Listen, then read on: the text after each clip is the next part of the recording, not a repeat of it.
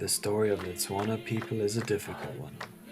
Taken from the villages during the years of the apartheid and resettled into one of the created homelands of the Kalahari, thousands forged new lives for themselves in a region that was largely uninhabited, harsh and remote, the Moshaweng Valley. Many perished from starvation and deprivation. However, they were also resilient.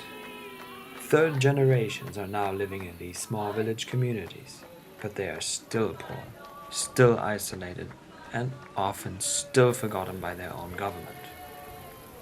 The Friends of the Kalahari's mission is to work with these communities and offer support and help so they can help themselves.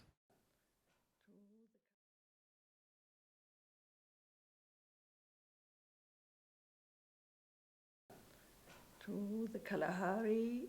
First of all, I had heard a lot about the Kalahari at school, but I never could really imagine what it was. So I decided to go down about 3 years ago, and I must say my first trip was really very, very impressive. That wasn't the Kalahari I expected. I thought it would be all sand, anything like in the north of Africa. But actually the Kalahari was quite green. Then I heard that there's water, but of course the water, there's no way to collect it anywhere.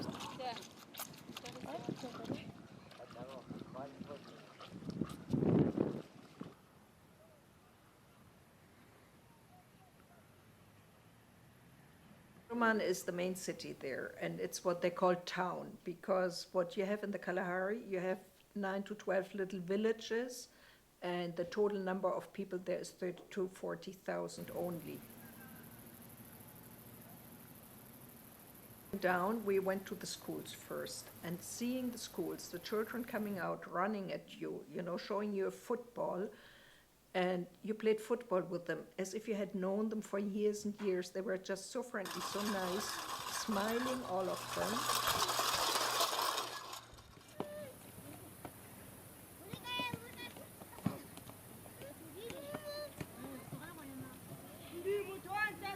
In the beginning, first my idea was these people need something to do, and I thought we have to build a skill center.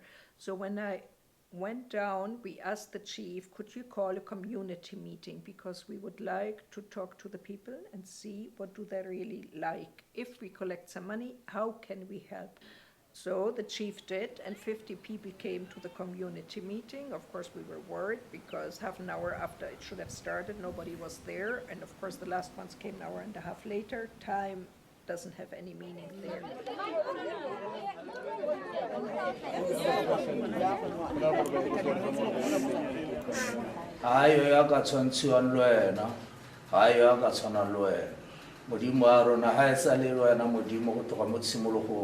Gongwe ha o batla basari gongwe o sina madi a go ya ko sekolong borre ba kgona go lokopela dibasari go le kgona go ya ko dikolong wa bona ke ka bokhutswana ba batlang ka teng ba gago mare center jaanong se ba se buang le gore re lebelle pele ha clinic ha go tloga ha clinic before se re tsela ke re tile thata mogolo go rena le mogae mo re ne re pitso ka ditseng se bile ke le se mo go rona re tla bua jana re be re sa tlhole re bona re sala re akabetse gale le dira gore why ba sa re dirile gore ya ka re le basha re ithope re go dira re go khata ba batla gore kana gore ba bo borara mo ka re tsetsa sengonyana khale gonna le office-nyana ya rona gotla. They asked us for sewing machines because they know how to sew. They wanted to sew the school uniforms, but they couldn't afford the machines. Then we saw somebody who has a lot of land and he has cows and he plants corn, which is very nice. He said, the tractors don't work. They are too small, but if you could get us a tractor per village and we could share it, it all made a lot of sense.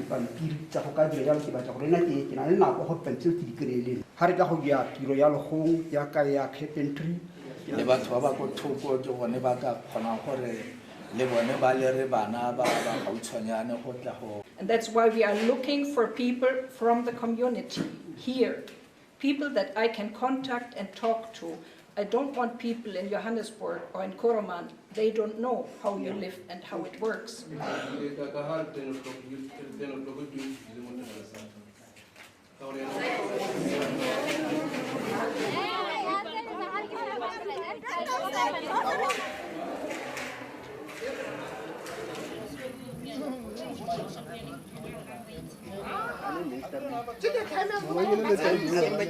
the end, I decided that we have to just take one project in the beginning.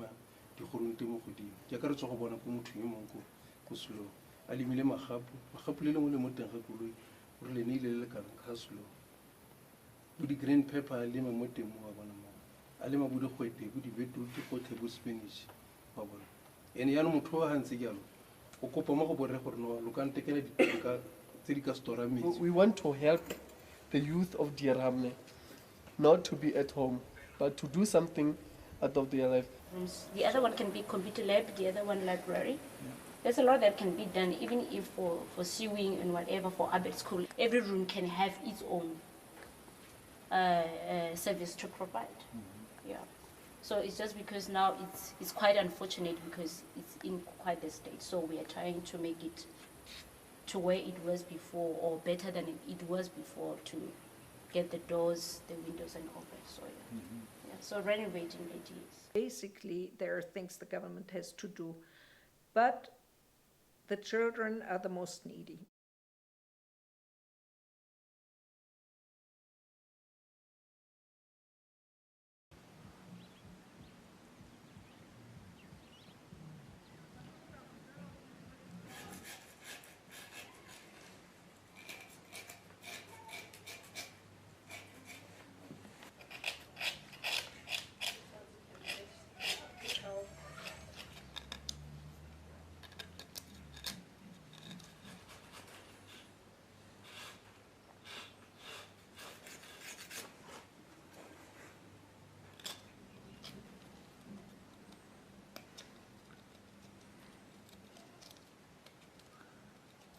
This one is a inner self, because after finish it, I'm going to put little piece of image of the person, a really portrait of the person here.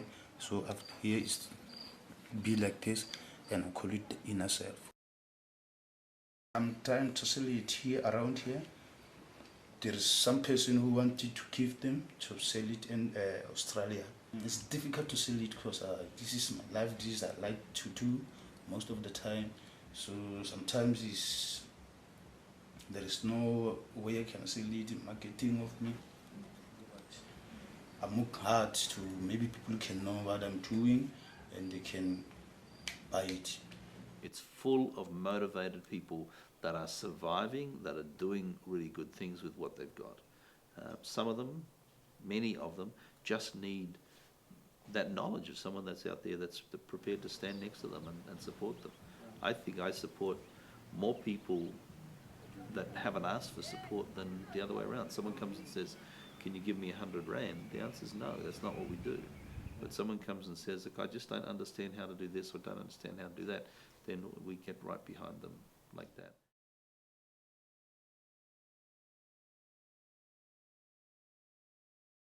The priest said, you want to see these farms? Yeah, we want to see these farms. We went there, and it was really very impressive what the man has worked on.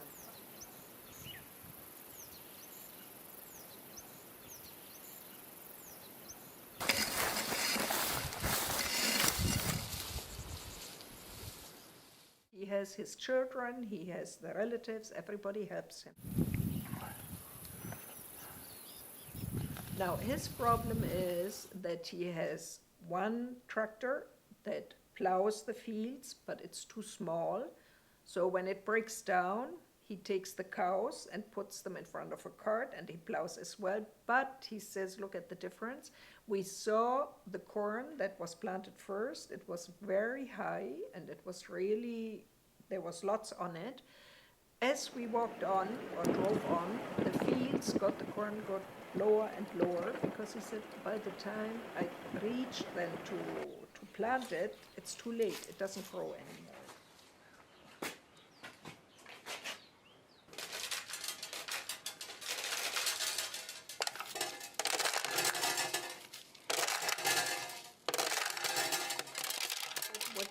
he needs more people to work, but people won't come to help him unless he pays them. So he told us that a simple laborer would get about 100 euros a month, and if somebody is a foreman, it works quite well, it would be 150.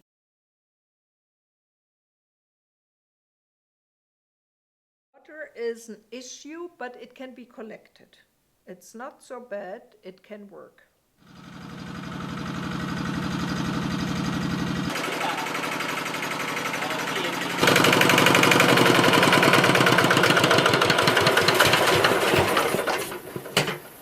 This area, we can use it for food production, vegetables.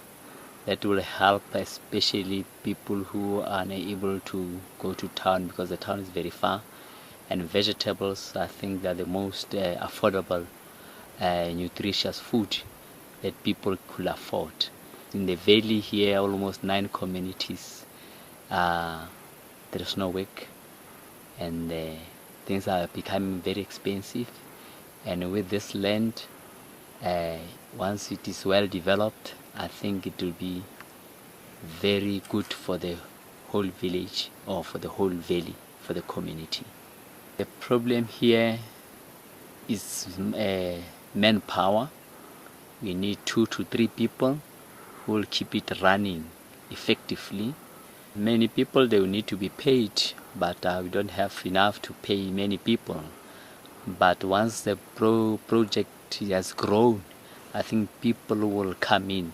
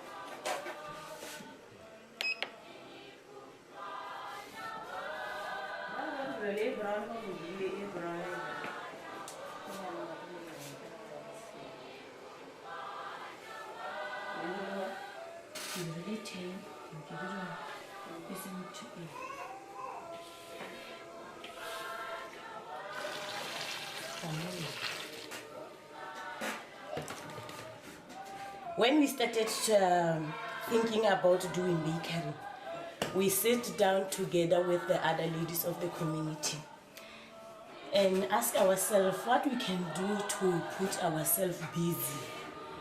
How can we create a job for ourselves? Myself, I like bakery. I encourage them that bakery is something which is easy. We can do it in our home. We can use our equipment.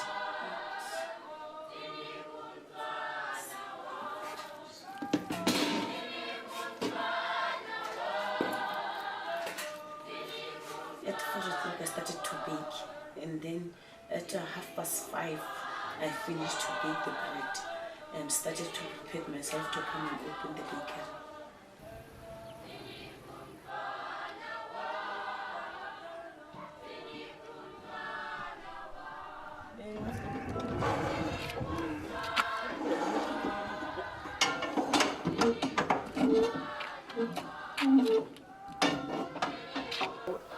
She does these 16 loaves, and not every day she sells them, but she likes to do it, and her daughter helps her. It's a way of making a little income.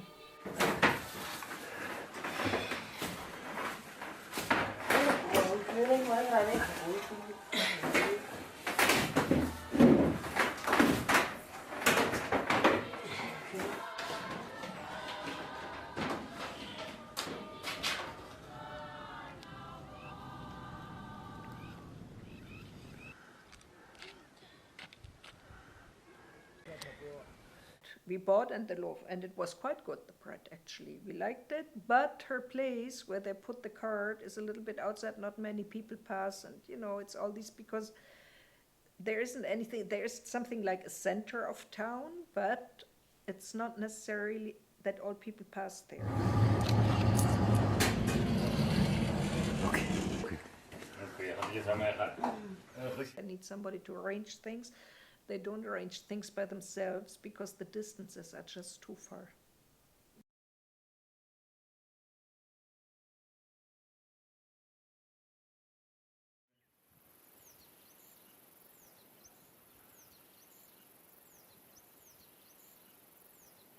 And the place was started by Father Mendler almost 6-7 years ago. And then when he left, the community was involved here, and they were doing sewing and learning skills.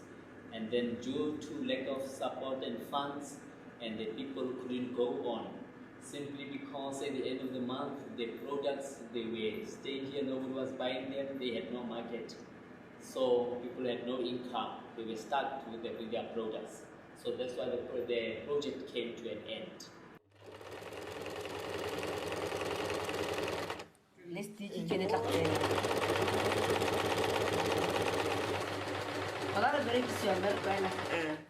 You go on and measure, so that they should be all equal. 1.5, and then again you should see if it is. I'm busy.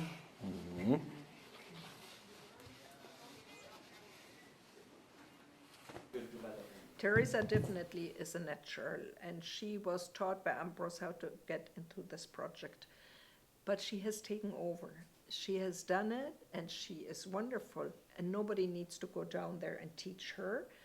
But what we are thinking of now is that Teresa, for our next 10 nurseries that we are going to repair, or we are going to just probably pull down and build new ones, that she will train 10 local girls, and we will take them over into the nurseries.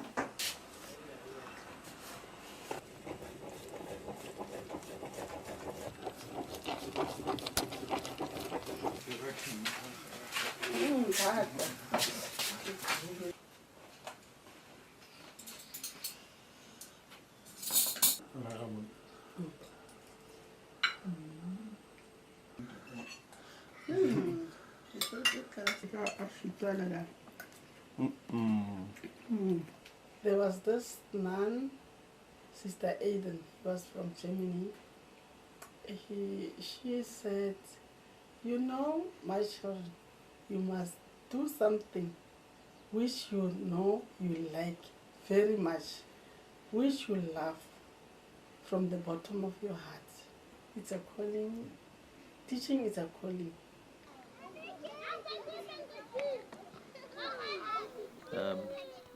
But working in your area of expertise is a really important thing, and so being able to say, okay, well let's work with the ECDs, the early childhood development centers.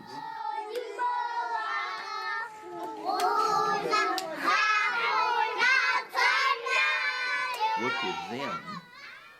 It's a tangible. It's a much more compact.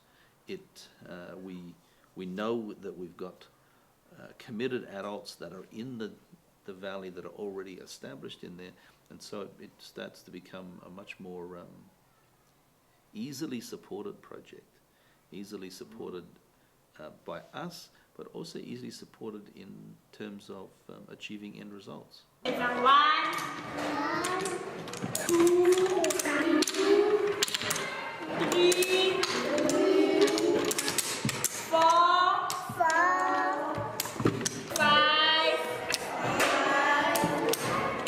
6, 7, 8, 9, 10. Lucky Lolo. So abarapela. Fa mme Lolo a etletsa le go ema jalo. O ne a bula spaza. Lucky Lolo.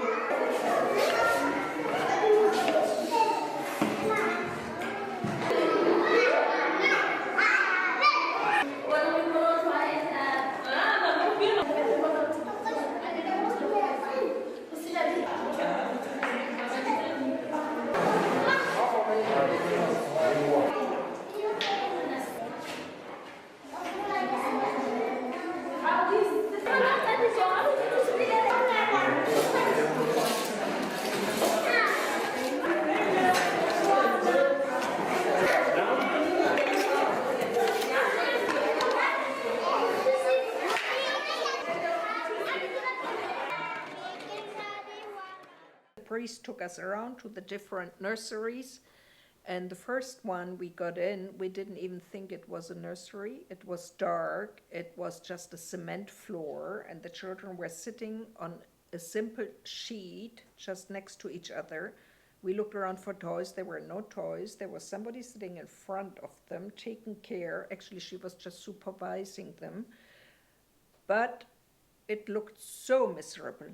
And then we saw the cracks in the ceiling, and we saw the cracks in the walls and in the floor, and they were really cracks. As a matter of fact, the cracks, they had taken some metal strips, put some nails in it, and nailed them so that the walls wouldn't fall apart. It was ever so dangerous, and there was no playground outside for them, and it just broke our hearts to see this.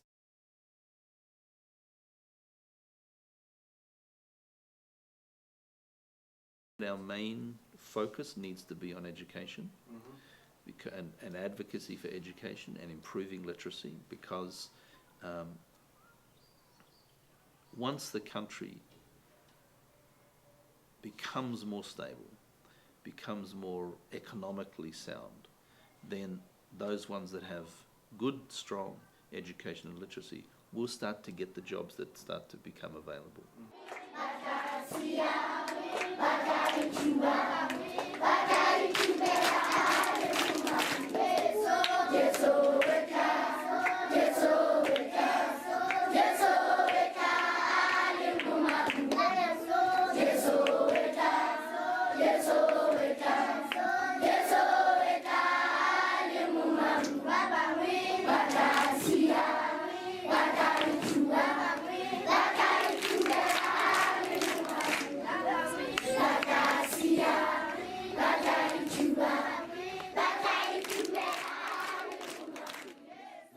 I mean, you're impacting families in a very different way. You're impacting the younger people. You're providing a lot more opportunity for the very, very youngest learners.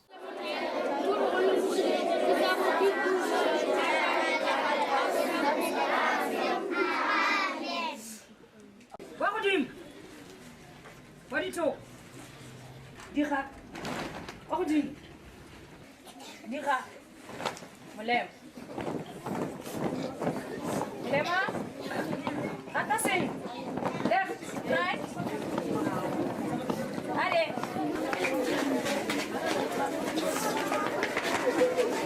This part of the hammer is made of metal and this part is made of wood.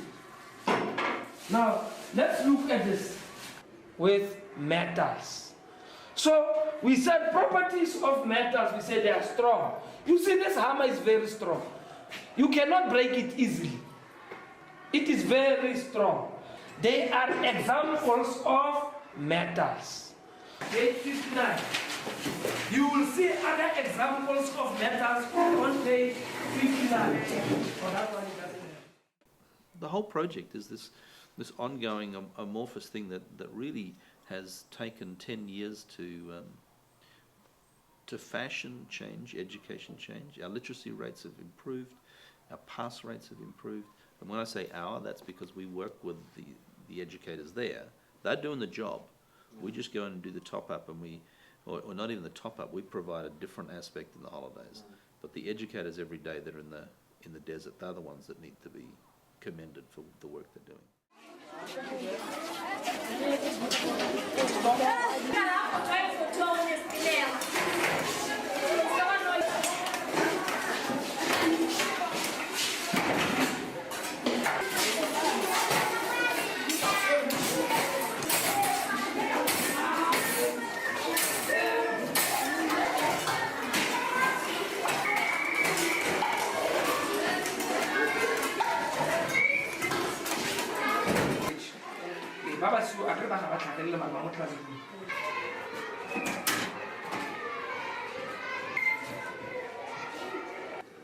As you see me today, I'm now at the school. I'm the headmaster of this institution where I am.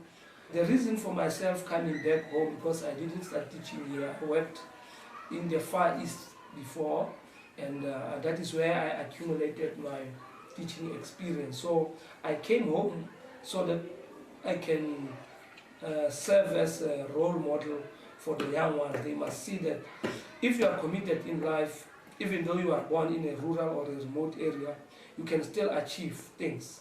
The only thing that is needed is commitment. They must commit themselves. I'm in the very same community where I grew up. I'm the headmaster. They must see me as an exemplar to their lives. I'm their role model. I'm their mentor.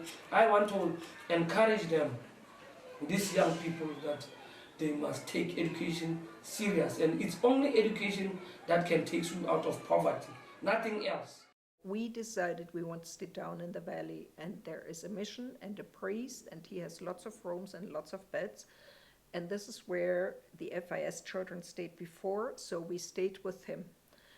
And it was, in a way, was really good because we were right down there where the project was, where the happening was.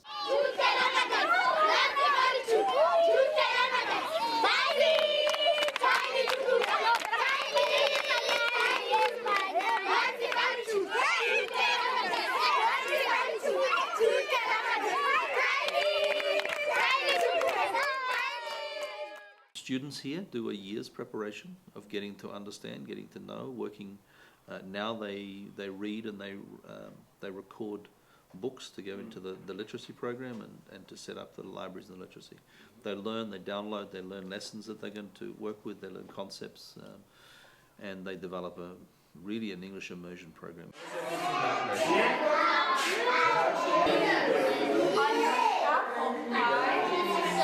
Here's the custard, right?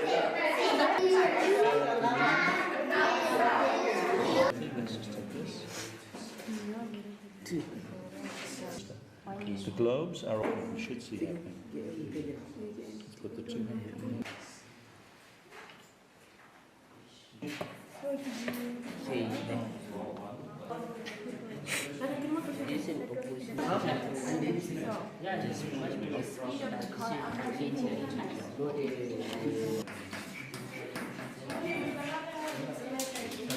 Kilometer per hour, 2 meters per second, because that's the unit we need.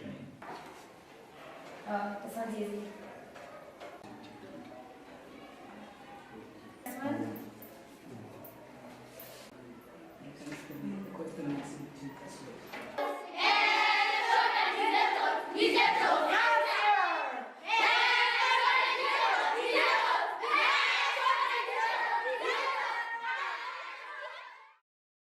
And they also learn about the country, about themselves, so that they're not needy, so that they've put the first world problems behind them, and they kind of become there, come there as helpers rather than, and working alongside rather than, whoa, there's the white bus of white people have come in and with your saviors. I mean, that's not the case at all. So anyone that thinks like that when they sign up pretty quickly understands that this is not what that project's about, and it's not about building a wonderful CV or anything like that. It's really about these young people, young learners that deserve to learn, that are beautiful people that we're going to try and support any way we can.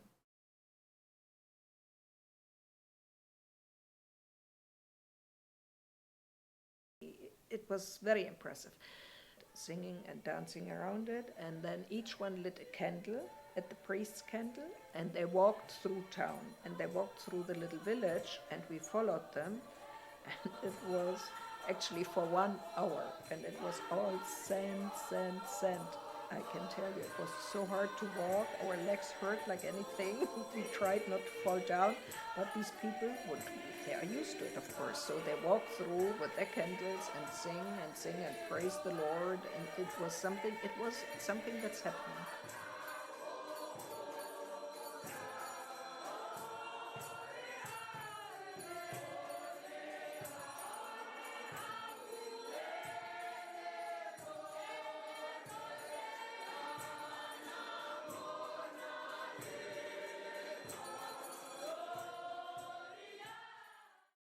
They stayed, the priest came home at 8 o'clock next day. They stay all night and they wait for the morning that Easter is there, and they sing and dance and walk and light candles. That's all they do.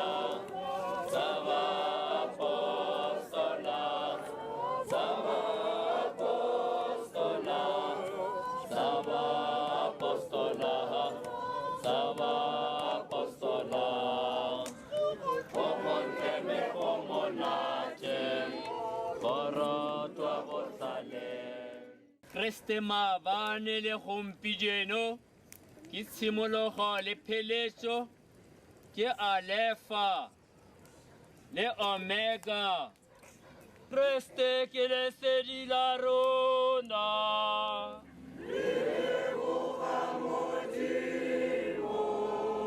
A re peleng di fela re tshubeni ke re setsa rona mo re direng mopelelo.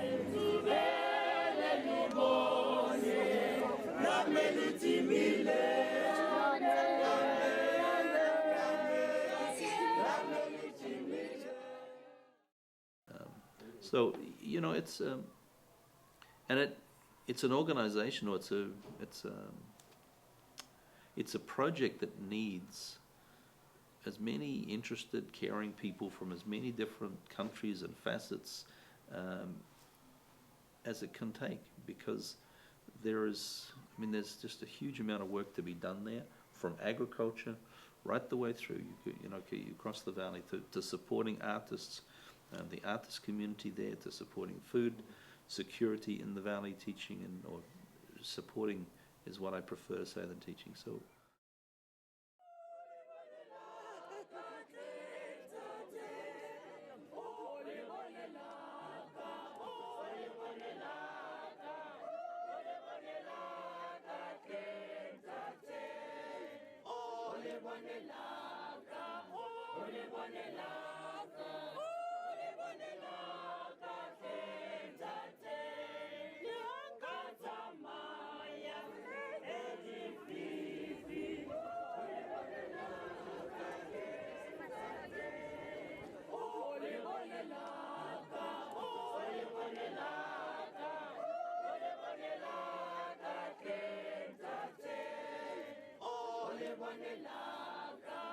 Ole bonela